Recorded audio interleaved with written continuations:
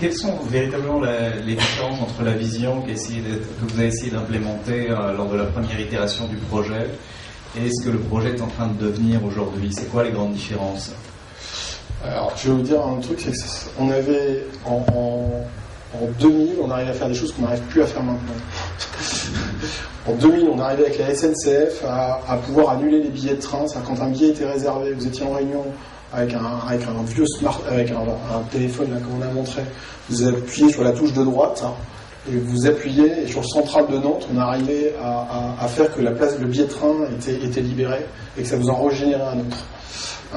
C'est complètement fou, mais on y arrivait parce qu'en fait on faisait comme les consoles comme les consoles de SNCF que vous avez en gare. On faisait ça avec les gens de la SNCF, on y arrivait bien. Maintenant, on est sur des systèmes où il y a tellement de couches informatiques qui sont empilées chez les prestataires de voyage que c'est compliqué pour eux d'y arriver, donc on est en train de retravailler sur ces flux-là. Et ce qui était intéressant, c'était vous aviez un billet, et vous le lâchiez, vous en récupérez un. Typiquement, vous étiez en rendez-vous, ça durait 1 heure de plus, vous pouviez avoir le train suivant. Ça, c'est un des points qui a le plus changé. Je pense que ça, c'est un point du produit. Je pense que ce qui a changé fondamentalement aussi, c'est les perspectives. Il y a un élément qui a énormément changé, c'est que le projet ne pourrait pas exister aujourd'hui s'il n'y avait pas tout ce qui est les aides qu'on appelle le crédit impôt recherche, JEI, l'OSEO, finalement tous les organismes d'État qui n'étaient pas là il y a quelques années. Aujourd'hui, ils aident quand même vraiment des projets. Très franchement, là, à nous 4, on a quand même mis plus de 650 000 € dans le projet. Donc c'est quand même une somme d'argent considérable. On a tous moins de 40 ans.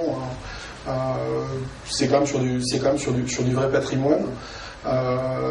Mais derrière, vous avez 200, 300 000 €, 400 000 € qui arrivent par l'État directement ou indirectement en réduction de charges ou autre. Je pense que c'est surtout ça qui a changé. C'est pour ça qu'en plus, c'est des périodes qui sont propices à ça.